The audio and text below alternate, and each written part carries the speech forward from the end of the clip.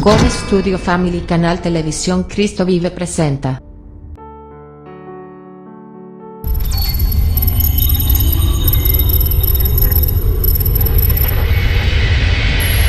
Escrito está con el Pastor Costa.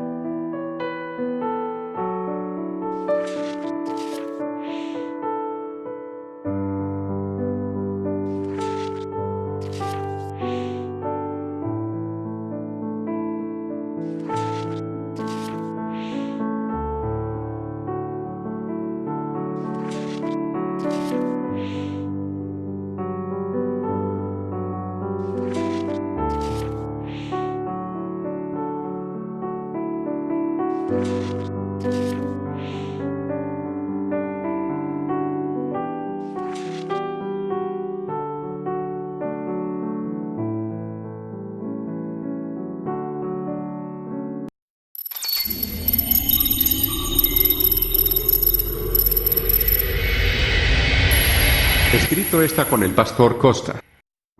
Bienvenido, bienvenida a una lección más. Hoy estudiaremos Génesis 4, que es el próximo capítulo de la historia humana que hoy vamos a repasar. Trae el primer nacimiento anunciando la salvación mesiánica y también el primer acto de violencia y muerte. Los acontecimientos dan una idea de cómo sería la vida humana después de la caída, es decir, una mezcla de vida y muerte. El nacimiento y el crimen, desde entonces, estarán entrelazados. Regresa un momento, pero ten tu Biblia abierta en Génesis capítulo 4.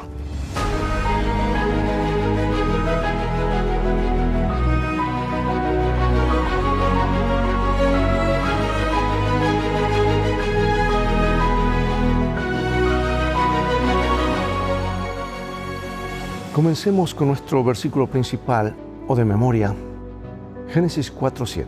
Si bien hicieres, no serás enaltecido, y si no hicieres bien, el pecado está a la puerta. Con todo esto, a ti será su deseo, y tú te enseñorearás de él. En Génesis, inmediatamente después de la caída y de la expulsión de Adán y Eva del jardín del Edén, principalmente vienen nacimientos y muerte, todo en cumplimiento de las profecías de Dios en el capítulo anterior. Al ser capítulos paralelos, Génesis 3 y 4 contienen muchos temas y palabras en común, descripciones del pecado y maldiciones del Adamá, o sea, la tierra. Y la razón de estos paralelismos es resaltar el cumplimiento de lo que sucedió antes, las profecías y predicciones que Dios les había dado a Adán y Eva después de la caída. Y el primer hecho después de la expulsión de Adán está lleno de esperanza, porque es el nacimiento del primer hijo, un evento que Eva ve como el cumplimiento de la promesa que oyó en la profecía mesiánica. Es decir, pensó que él podría ser el Mesías prometido. Y los siguientes eventos, el crimen de Caín, el crimen de Lamec, la disminución de la longevidad y el aumento de la maldad, son todos cumplimiento de la maldición pronunciada en Génesis 3. Sin embargo, aún no está todo perdido. Comencemos entonces con Caín y Abel. ¿Qué aprendemos en estos pasajes sobre el nacimiento de los dos varones? Vamos a ver Génesis 4, 1 y 2. Conoció Adán a su mujer Eva, la cual concibió y dio a luz a Caín y dijo: por voluntad de Jehová he adquirido varón. Después dio a luz a su hermano Abel. Y Abel fue pastor de ovejas y Caín fue labrador de la tierra. Bueno, el primer acontecimiento que se registra el autor bíblico inmediatamente después de la expulsión de Adán y Eva del jardín del Edén es un nacimiento. Y en la frase hebrea de Génesis 4:1 aparece la palabra Jehová, o sea, Yahvé, y está directamente relacionada con la palabra varón. Como indica la siguiente traducción literal, dice: he adquirido un hombre, por cierto, al Señor mismo. Y la versión internacional estándar en inglés, International Standard Version, la traduce como he dado a luz un hijo varón, el Señor. Esta traducción literal sugiere que Eva recuerda la profecía mesiánica de Génesis 3:15 y cree que ha dado a luz su Salvador, a Jehová. Bueno, Ellen White comenta acerca de esto, y gracias a Dios que nos da más luz, que a ella se le mostró en visión tantos detalles del plan de salvación. Aquí dice, la venida del Salvador había sido predicha en el Edén. Cuando Adán y Eva oyeron por primera vez la promesa, esperaban que se cumpliese rápidamente. Con gozo dieron la bienvenida a su primogénito, esperando que fuese el libertador. Y de hecho, ¿sabes que Caín ocupa la mayor parte de la historia? No es solo el primogénito, un hijo al que los padres casi adoraban, por decir así, allí en ese capítulo, él es el único que habla en el texto del Génesis. Si bien Eva comenta con entusiasmo el nacimiento de Caín, no dice nada cuando nace Abel. Al menos nada que se registre en el texto, en contraste con el nacimiento de Caín. Y el narrador simplemente informa que ella después volvió a tener otro hijo, eso es lo que se informa de Abel. El nombre de Caín en sí deriva del verbo hebreo caná, que significa adquirir y denota la adquisición, la posesión de algo precioso y poderoso. Por otro lado, el nombre hebreo Hebel, en español Abel, significa vapor o soplo y denota evasión, vacuidad, falta de sustancia. La misma palabra Hebel o Abel se usa vez tras vez en Eclesiastés para vanidad.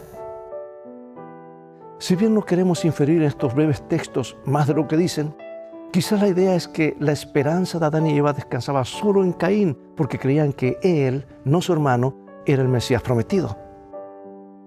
Pregunto, ¿cuáles son las cosas en la vida que en verdad son Hebel o vacuidad, pero que tratamos como si fueran mucho más importantes de lo que son?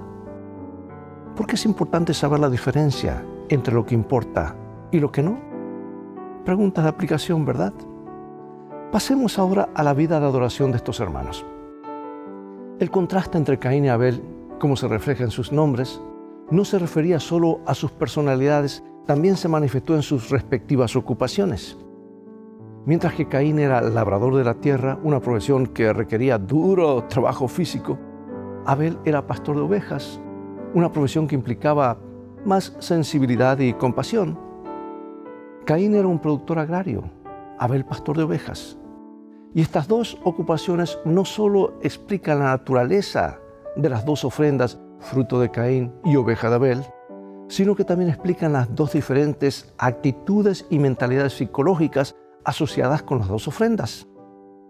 Caín trabajaba para adquirir el fruto que produciría, mientras que Abel se esmeraba en mantener las ovejas que había recibido. Voy a leer Génesis 4 y luego Hebreos 11.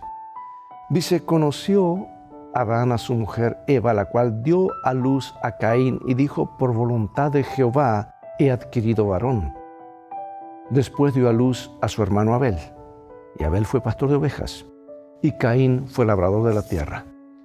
Y aconteció andando el tiempo que Caín trajo del fruto de la tierra una ofrenda a Jehová. Y Abel trajo también de los primogénitos de sus ovejas, de lo más gordo de ellas. Y miró Jehová con agrado a Abel y a su ofrenda, pero no miró con agrado a Caín y a la ofrenda suya. Y se ensañó Caín en gran manera, y decayó su semblante. Por la fe, Abel ofreció a Dios más excelente sacrificio que Caín, por lo cual alcanzó testimonio de que era justo, dando Dios testimonio de sus ofrendas, y muerto, aún hablaba por ella. Pregunto, ¿por qué Dios aceptó la ofrenda de Abel y rechazó la ofrenda de Caín?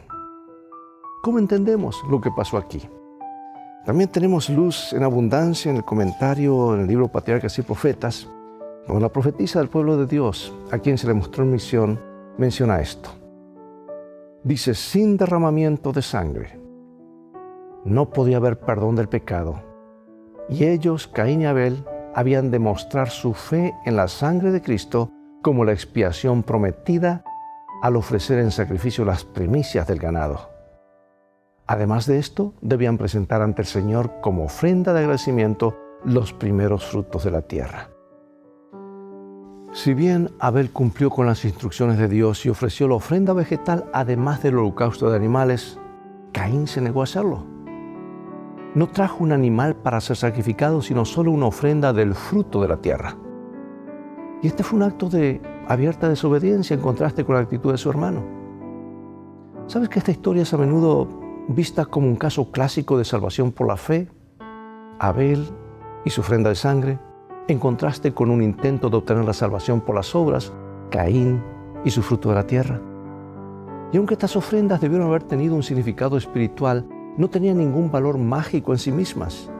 Siempre fueron meros símbolos, imágenes que apuntaban al Dios que ofrecía al pecador no solo sustento, sino también la redención. Leeré 2 versículos y veamos, para tomar este principio empleado en estos textos y explicarlo y también, ¿por qué no aplicarlo a nuestra vida y a la adoración? Voy a leer los versículos en Miqueas y en Isaías. Nos dice así: ¿Se agradará Jehová de millares de carneros o de 10,000 arroyos de aceite? ¿Daré mi primogénito por mi rebelión, el fruto de mis entrañas por el pecado de mi alma? ¿Para qué me sirve, dice Jehová, la multitud de vuestros sacrificios? Hastiado estoy de holocaustos de carneros y del cebo de animales gordos. No quiero sangre de bueyes, ni de ovejas, ni de machos cabríos. Habían hecho de los sacrificios un fin en sí mismo, y su corazón estaba lejos de Dios. Y aquí, hermanos, quiero decir algo, queridos hermanos, algo que está en mi corazón. En materia de adoración, no es lo que nos gusta o nos parece lo correcto, o como nos sentimos personal o culturalmente. La adoración es algo que Dios inventa y dice cómo debemos adorarlo. Y es un acto de fe en sí. Es hacer lo que Dios dice y hacerlo de corazón. Por eso mezclar elementos de adoración opuestos nos lleva al terreno de la desobediencia, donde el diablo espera que estemos. Pero eso, cuidado con el fuego extraño y las mezclas, pues no siempre toda una mesa santifica todo lo que hacemos. Y eso va desde la música a estilos de adoración. Por eso la pregunta debe ser, ¿qué pide Dios? ¿Qué agrada a Dios? No tanto qué es lo que a mí me gusta o cómo me siento.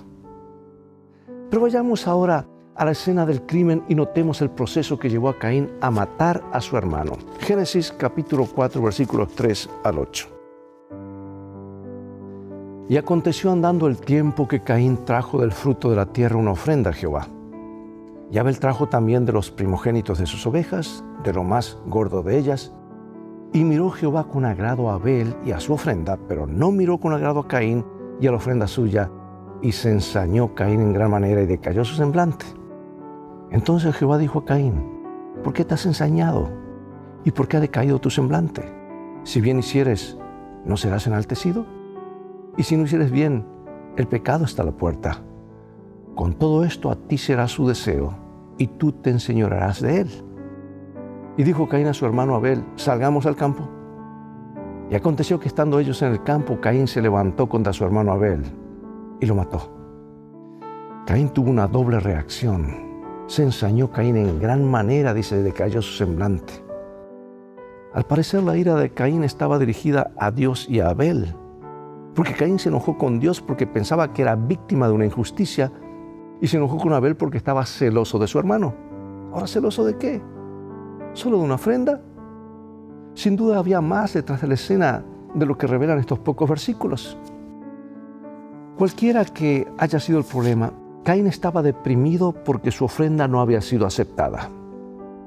Fíjate que Dios no acusa a Caín. Al igual que con Adán, Dios hace preguntas. No porque no sepa ya las respuestas, sino porque quiere que Caín reflexione sobre sí mismo y luego comprenda la razón de su propia condición. Como siempre, el Señor busca redimir a su pueblo caído, incluso cuando les fallan o les fallamos, digamos, abiertamente. Y después de hacer estas preguntas, Dios aconseja a Caín. En primer lugar, Dios exhorta a Caín a hacer lo bueno, a obrar rectamente. Este es un llamado al arrepentimiento y a cambiar de actitud. Y Dios le promete a Caín que será aceptado y perdonado. En cierto sentido está diciendo que Caín puede contar con la aceptación de Dios, pero debe hacerse en los términos de Dios, no los de Caín. Y el consejo de Dios ha revelado la raíz del pecado Y esta se encuentra en Caín mismo. Y aquí nuevamente Dios aconseja a Caín y busca guiarlo en el camino que debe seguir. Ahora, el segundo consejo de Dios se refiere a la actitud que debe asumir con este pecado que está a la puerta. Dice, al acecho y ansioso por controlarte, dice la palabra. Dios recomienda el autocontrol. Tú debes dominarlo y ser su amo. El pecado está al acecho, está a la puerta, dice, pero debes dominar. ¿Sabes que el mismo principio resuena en Santiago cuando explica que cada uno es tentado cuando se deja llevar y seducir por sus propios malos deseos?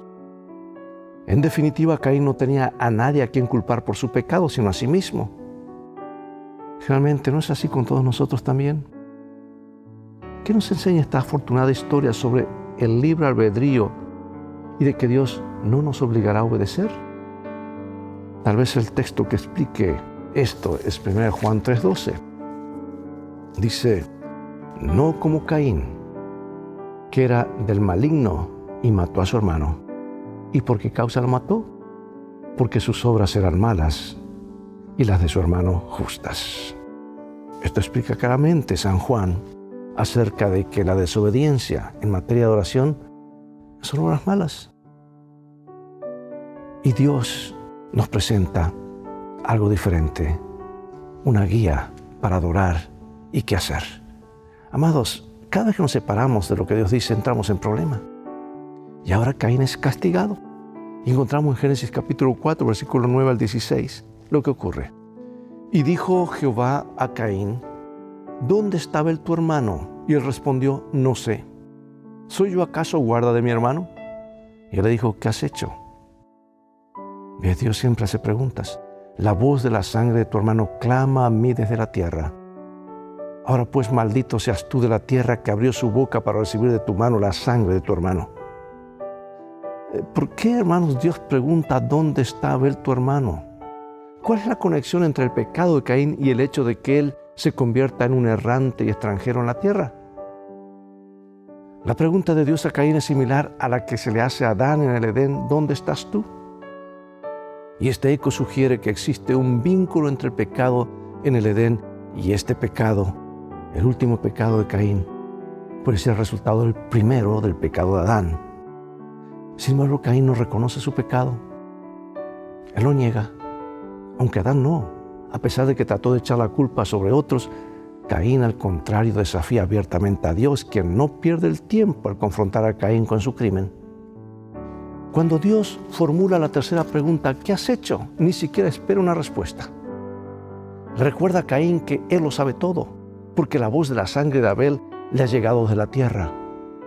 Una imagen que significa que Dios está al tanto del asesinato y responderá a ello. Y Abel está en la tierra. Un vínculo que tiene relación directa con la caída y con lo que el Señor ha dicho que le sucedería a Adán. Como se derramó la sangre de Abel en la tierra, ésta vuelve a recibir una maldición más. Y como resultado, Caín es condenado a vivir como refugiado lejos de Dios. Pero recién cuando Caín escucha la sentencia de Dios, reconoce la importancia de la presencia divina, porque sin ella teme por su vida. Incluso después de asesinar a sangre fría a su hermano y de su actitud desafiante, el Señor todavía le muestra su misericordia. Y aunque Caín se alejó de la presencia del Señor, el Señor todavía le brindó algún tipo de protección. Exactamente cuál era esa señal, porque dice que él tendría una señal, pues no la sabemos. Pero sea cual fuere, la recibió solo por la gracia de Dios. De tu presencia me esconderé. Eso es lo que dice Génesis 4:14. Qué situación tan trágica para cualquiera, ¿verdad? Y amados, ¿cuál fue el legado de Caín y su crimen? ¿Cómo abrió el camino para la creciente maldad de la humanidad? ¿Sabes que el resto del capítulo habla de sus descendientes y lo que hicieron? Una historia de crímenes que los vemos hasta hoy. Y mientras Caín guarda silencio sobre su único crimen registrado, resulta que Lamec, un descendiente, parece estar jactándose del suyo y lo expresa en un canto. Eso está en Génesis 4, 23 y 24. Si bien Caín pide la misericordia de Dios, no se registra que Lamec la pidiera. La gente se iba apartando más y más y no iba escuchando esa voz del Espíritu Santo. Además, Caín era monógamo y Lamec introduce la poligamia, porque la Escritura dice especialmente que tomó para sí 2 mujeres. Esta intensificación y exaltación del mal definitivamente afectará a las próximas generaciones de cainitas o descendientes de Caín. Un paso en la mala dirección conduce a otro peor, y eso se va multiplicando a medida que pasan las generaciones. E inmediatamente después de este episodio de maldad en la familia cainita, el texto bíblico registra un nuevo acontecimiento que contrarresta la tendencia cainita. Dice, conoció de nuevo Adán a su mujer. Y el resultado fue el nacimiento de Set, nombre que le pone Eva para indicar que Dios había sustituido otro hijo en lugar de Abel. Por cierto, la historia del nombre Set precede a Abel. El nombre Set deriva del verbo hebreo ashit, o sea, pondré, que da comienzo a la profecía mesiánica, porque la simiente mesiánica se transmitiría en el linaje setita. Y posteriormente el texto bíblico da el registro del linaje mesiánico que comienza con Set, incluye a Enoc, Matusalén, termina con Noé. La frase los hijos de Dios se refiere al linaje de Set, no a los ángeles como dicen los mormones, ¿verdad? Porque están destinados a preservar la imagen de Dios.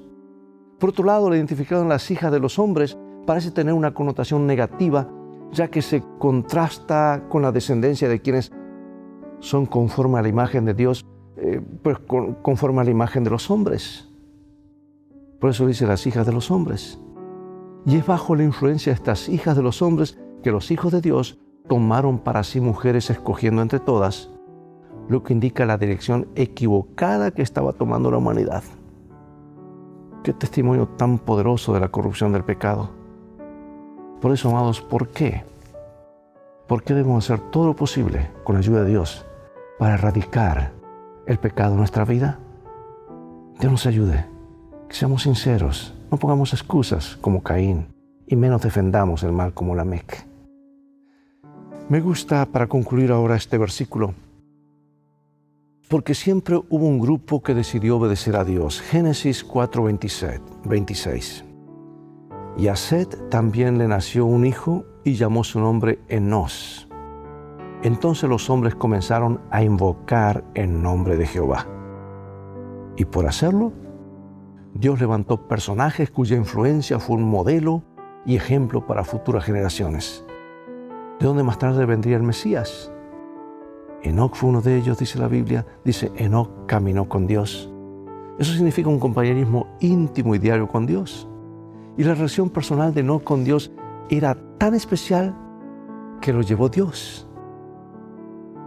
Sin embargo, vale la pena aclarar que esta última frase es única en la genealogía de Adán y no apoya la idea de una vida inmediata en el paraíso para aquellos que caminan con Dios. Fíjate, también Noé caminó con Dios y murió como todos los demás seres humanos, incluyendo a Adán y Matusalén. También es interesante notar que no se da ninguna razón para justificar esta gracia especial. Comentando la vida de este notable hombre, la profetisa vio en visión su vida y comenta lo siguiente. Dice, Enoc se convirtió en el predicador de justicia e hizo saber al pueblo lo que Dios le había revelado. Los que temían al Señor buscaban a este hombre santo para compartir su instrucción y sus oraciones. También trabajó públicamente dando los mensajes de Dios a todos los que querían oír las palabras de advertencia. Su obra no se limitaba a los descendientes de Set. En la tierra a donde Caín había tratado de huir de la divina presencia, el profeta de Dios dio a conocer las maravillosas escenas que había presenciado en visión. He aquí, dijo, vino el Señor con sus santas decenas de millares para hacer juicio contra todos y dejar convictos a todos los impíos de todas las obras impías que han hecho impíamente. Bueno, hermanos, aquí vemos historias de crimen, cómo entró el mal, por qué Caín mató a su hermano. Yo quiero finalizar con un comentario muy interesante de un teólogo, Elie Wiesel. En Los Mensajeros de Dios, detalles o presentaciones de las leyendas bíblicas y dice así: ¿por qué lo hizo? ¿Por qué, en otras palabras, mató Caín a Abel? Quizá quería quedarse solo, hijo único, y tras la muerte de sus padres, hombre único. Solo como Dios y quizás solo en lugar de Dios. Caín mató para llegar a ser Dios. Cualquier hombre que se crea Dios termina asesinando a hombres. Comentario que da para pensar y para evaluar y examinar, ¿verdad? Pero no está lejos de la realidad. La humanidad se ha ido degradando y debilitando desde entonces, y eso contrarresta esta degeneración, las premisas del darwinismo moderno, ¿no es cierto? Porque en lugar de haber sido creados por animales inferiores que vamos evolucionando, aquí nos dice que fuimos creados perfectos y hemos ido decayendo. Es un contraste total con el darwinismo y el evolucionismo. Y termino con esta pregunta: ¿cómo podemos asegurarnos de no reflejar la actitud de Caín, aunque no cometamos un asesinato? Dios nos ayude a amarle, reflejar su carácter y amar a nuestro prójimo. Oremos. Padre Celestial, tu palabra nos ha hablado. Hemos visto lo que ocurrió hace muchos siglos. Pero estos principios de lo que el pecado está haciendo y sigue haciendo y que van en aumento, todavía pueden verse magnificados. Un error, un paso en la mala dirección lleva a otro. Pero gracias porque nos ofreces tu gracia, tu perdón y tu palabra como una guía, como un GPS para nuestras vidas. Bendícenos al seguir estudiando este libro de los comienzos, que saquemos lecciones prácticas, que nos ayude en nuestro diario vivir, en el nombre de Jesús. Amén. Bien, amigos y hermanos, es todo el tiempo que tenemos por hoy. Ha llegado el momento de despedirnos una vez más. Será hasta el próximo programa de la serie Lecciones de Vida o Escuela Sabática. Invita a otros a sintonizar este canal y transfórmate tú mismo en un canal de bendiciones. Dios te bendiga y recuerda, tú vales mucho para Jesús. Él te ama más de lo que puedes imaginar. Ese es el mensaje de este bendito libro.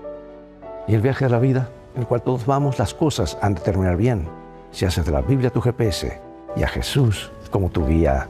Maranata.